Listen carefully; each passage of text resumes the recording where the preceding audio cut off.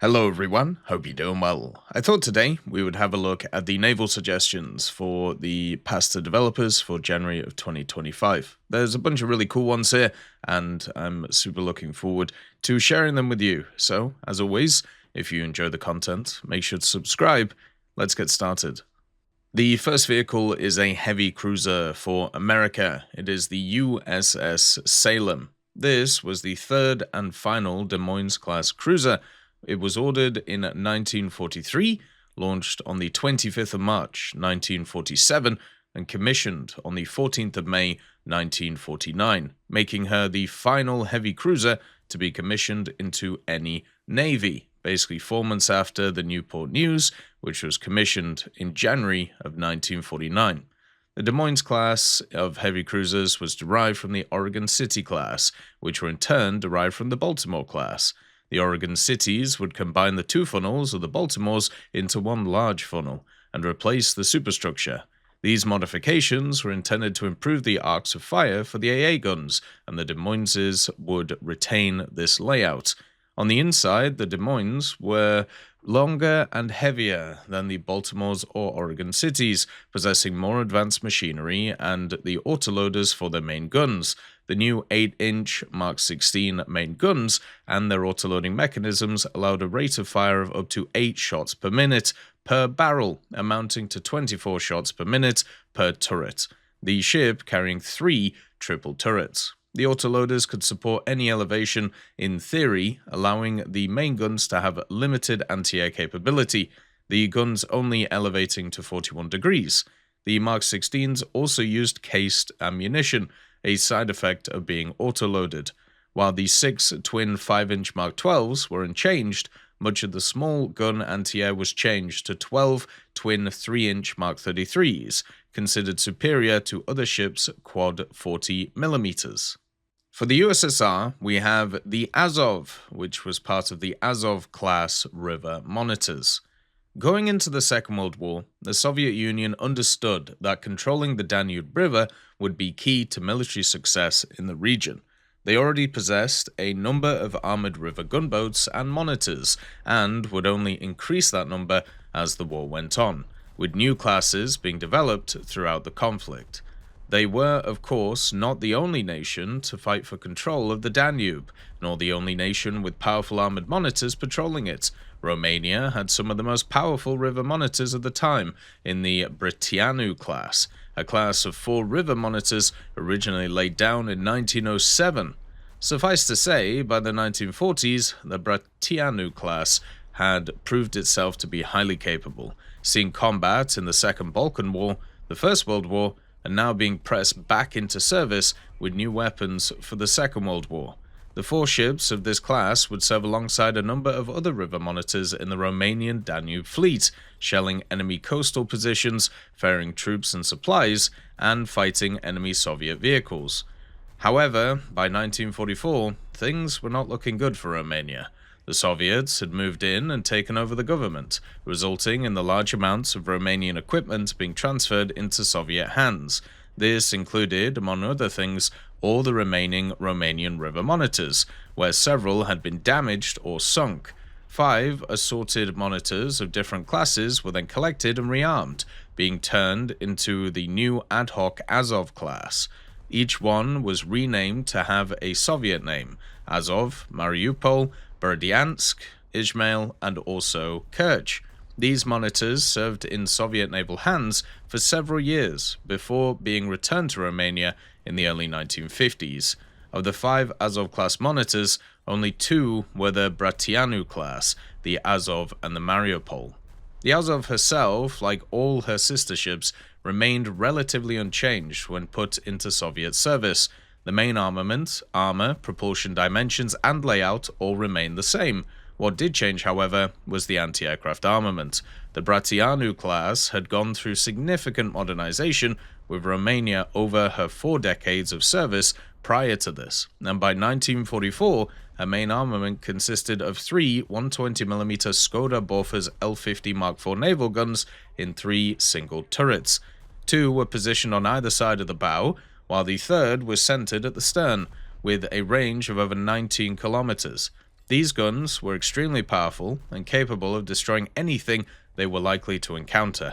In terms of protection, she carried 75 to 70 millimeters of steel in most areas, with the thinnest parts of the deck armor going down to 20 millimeters.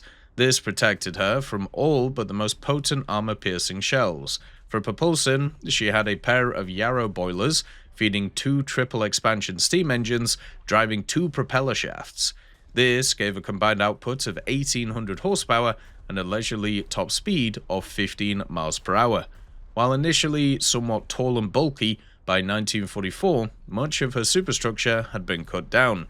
The previous AA weapons consisted of a variety of German and French cannons and machine guns, but these were all removed or replaced when converted to the Azov. The largest caliber guns were 5 37mm 70-K autocannons laid out on elevated positions around the ship. These were naval versions of the famous 37mm 61K anti-aircraft guns, and could deliver an extremely powerful punch against aircraft or even other boats. These were supplemented by a pair of 20mm Oerlikon guns near the rear of the ship. And finally, the new weapons were rounded out with 4 12.7mm Dishka heavy machine guns, with 3 on the main superstructure and a 4th at the very tip of the rear. This created a layered defense, which ensured no aircraft or torpedo boat could come close. For Japan, we have a Miyoko-class heavy cruiser, the Ashigara. The Ashigara was the last ship of the Miyoko class, which were active in the Second World War. And in the fall of 1924, the Admiralty placed an order for the construction of a 4th Miyoko-class heavy cruiser at the Kawasaki shipyards in Kobe. The ship was laid down on the 11th of April 1925, and the cruiser was named after Mount Ashigara, located between Shizuoka Prefecture and Kanagawa Prefecture. The construction of the ship's hull lasted a little over 3 years. Launching took place on the 22nd of April 1928 in the presence of Prince Nashimoto Morimasa, and completion and commissioning of the ship took over a year. During the Second World War, the Ashigara began the war as a Cruiser Division 16's flagship, acting in conjunction with the ships from the 4th, which was the Maya, and the 5th, which was Matsukaze and the Asakaze, while they participated in the invasion of the northern Philippines. After supporting the landing operation, she returned to Mako in December of 41. Ashigara accompanied General Masaharu Homa's 14th Army landing in Lingayen Gulf on December of 1941, and then after left for Takao. She had a bunch of refits in 1943 and 44. Basically, the cruiser received a new Type 21 air research radar. The armament was also strengthened. 2 twin mounts of 25mm Type 96A guns were installed near the mains mast, and after the refit, basically once again assigned as the flagship of Cruiser Division 16. And then in September 44, she ended up getting another refit where the AA armament was reinforced. This time 24 25mm guns were installed at once, 2 twin mounts in the bow and stern, and 20 single mounts. As a result, the total number of AA reached 48 guns, which in the absence of an advanced fire control system didn't really solve the problem of the ship's short-range air defense. They also added a new Type 13 air search radar, which was installed on the main mast with a detection range of 100 kilometers for aircraft groups and 50 kilometers for single aircraft. The surface search radar was also replaced. Now the cruiser was equipped with a Type 22 number 4 surface search radar, which could detect a large ship at a distance of 25 kilometers. And in addition, it was possible to carry out fire correction. And then once again, she ended up going to sea. On June the 4th, 1945, Ajahn Ashigara, together with the destroyer Kamikaze, sailed from Singapore to Batavia through the Bangka Strait. They arrived there safely, and on the 7th of June, Ashigara, with 1,600 army troops and 489 tons on board of cargo, left the port and headed for Singapore. At the exit from the port, the cruiser was spotted by submarines USS Blueback and USS Chubb, which couldn't attack it, but transmitted information about its course and speed. On the 8th of June at 11:48 a.m., IGN Ashigara was seen from submarine HMS Trenchant. At 12:09, from a distance of approximately 4,700 yards, the submarine fired at IGN Ashigara 8 Mark 8 torpedoes from her bow and deck torpedo tubes. The cruiser's lookouts spot the torpedoes, but she is trapped between the shore and a minefield. Ashigara still tries to comb the torpedoes, but cannot complete the maneuver in time because of her inoperable port engine. She is hit to starboard by 5 torpedoes, but continues moving ahead by inertia, completely obscured by smoke. Her 25mm AA guns open fire briefly, targeting the Trenchant's periscope. The crew of the cruiser tried to save the ship to the last, but at 12:39, IGN Ashigara capsized to the starboard and disappeared under the water. The place of sinking was soon approached, called by radio, and the IGN Kamikaze, who managed to take on board 853 crewmen and about 400 army troops, and on the 9th of June, they were taken to Singapore. For Italy, we have a destroyer, part of the San Giorgio class, the San Marco D563. After the end of the Second World War, Italy was struggling with the reconstruction of its armed forces, due to its geographical position in the middle of the Mediterranean Sea. Especially the Navy represented a strategic component. So they tried to use all the options available to speed up the times. One of these was the modernization of 2 light cruisers of the Capitani Romani class, and the Second World War, the Pompeo Magno and the Giulio Germanico. Thus, a new class of destroyers was born, the San Giorgio, composed of the San Giorgio D562 and the San Marco D563. The San Marco was the modernized version of the Giulio Germanico. The works began in 1953 and ended in 1955. In January of 1956, the San Marco entered service with the pennant number D563.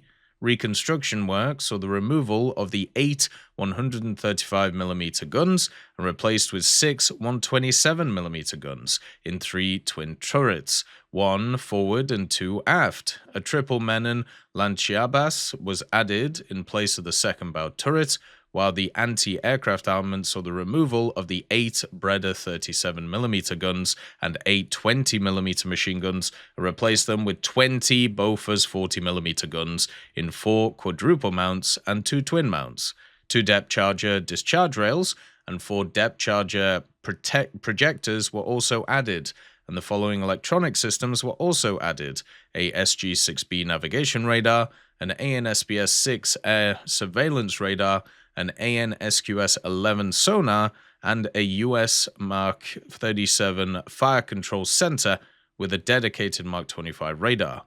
The only one to remain unchanged was the propulsion system, which included 4 Thornycroft boilers and 4 Parsons geared steam turbines, all for a power of 110,000 horsepower and a maximum speed of 72 kilometers an hour, which at the time made this unit the fastest in the Italian Navy. The San Marco D563 actively participated in various exercises and maneuvers of the Italian and NATO naval forces, and in May of 1970 it was decommissioned, and in 1971 it was then scrapped. We also have a Dutch ship, the HNLMS Zeven Provinciën, from 1909. This vehicle was launched on the 15th of March 1909 by Prince Hendrik. It was the largest armoured cruiser the Royal Dutch Navy built at the time and was commissioned into the Royal Netherlands Navy on the 6th of October in 1910. And on the 21st of November that year, she left the port of Den Helder to head out to the Dutch East Indies. The route she took led by South Africa and arrived at Surabaya on the 25th of January 1911. From 1911 to 18, the ship stayed in the Dutch East Indies, mainly to exercise colonial authority and to check Dutch neutrality. But on the 23rd of January 1912, the Zeven Provinciën hit a cliff while making a trip around Sumatra. The crew had to make the ship lighter in order to get it loose, and so the crew unloaded coal and also ammunition. This proved to be successful, and the ship pulled loose, After this, she was docked at Singapore and returned to Surabaya on the 25th of April.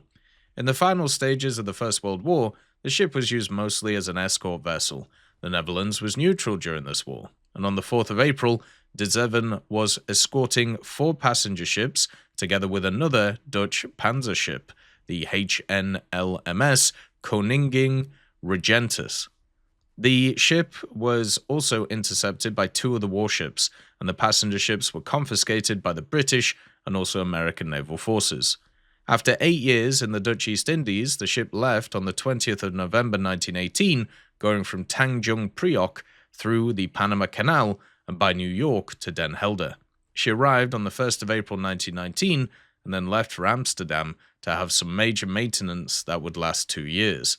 On the 9th of November 1921, the ship left for the second time to go to the Dutch East Indies, and this would also turn out to be the last time, since she would never go back to the homeland after it. After arriving to the Dutch East Indies, she served as an artillery instruction ship. In 1933, the Zeven Provinciën gained worldwide fame for the mutiny from the 4th of February to the 14th of that year. In the early 1930s, a number of budget cuts were made to the Royal Netherlands Navy, which led to lower wages.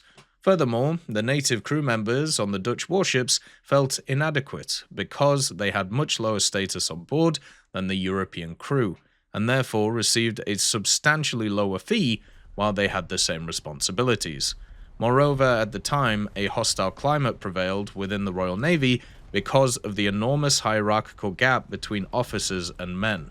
After the announcement of a cut in the wages, part of the crew of the Zeven Provinciën overpowered the ship anchored on the roadstead at Olele, Sumatra, by capturing the officers. The commander and many of the officers were ashore at the time. The armoured ship left for Surabaya, Java to negotiate salaries. A Fokker T-4 bomber of the Marine Luchtvaartdienst was ordered on the 10th of February to throw a bomb in front of the ship as a warning to the mutinous crew. However, the dropped bomb fell on the foreship, killing 23 crew members. In the day that followed, the ship was overpowered by Marines and taken to Surabaya, Java. The surviving mutineers received heavy prison terms, and the heavily damaged ship was taken out of service. She would end up getting repaired and put back into service under the name HNLMS Surabaya. The mutiny and its violent conclusion had an impact on the Netherlands. Historian Louis de Jong said that it was one of the most significant events for the Dutch in the 1930s. The event resulted in a shift to the right within the political parties, and the government went ahead to root out social democratic influences among the various naval unions. The design of the ship was derived from the British HMS Dreadnought, but being armed with only 2 28cm guns. It was a larger version of the Dutch armoured ships of the Jacob van Heemskerk, which was 5,000 tons. The ship was a small cruiser-sized warship that sacrificed speed and range for armour and armament. She was armed with 2 283mm, 4 150mm, 10 75mm, and a 75mm mortar. These 283mm guns were the biggest and most powerful guns that have been put onto a Dutch ship so far, and they had a fire rate of about 2 shots per minute and a max firing range of 16,000 meters. The AP shell weighed 302 kilos and had a muzzle velocity of 845 meters per second. The ship was 100 meters long, with a beam of 17.1 meters and a draft of 6 meters, and it placed 6,530 tons, had a crew of 448, and was able to reach a speed of 16 knots. The armor of this ship was 100 to 150 millimeters around the belt, 50 millimeters on the deck, and 200 to 250 millimeters on the conning towers and turrets. As always, I hope you have a wonderful day, and I'll see you next time. I'd just like to thank GMG Smiley, CD Beans, Chieftain Mike, EMN3 Galaxy, Tulio Pontecovo, Brendan Quinn, Carrion Crow, Gus Irenicus, Pyman, Wartinder, Teddy, Daniel Stanton, Martinez, B. Young, Ozzy Panzer, Alan Hacker, Liam Shear, Opium Prime, Lafouche, Sem, Aslan, Uncle Bean, and Derek R. for supporting the channel.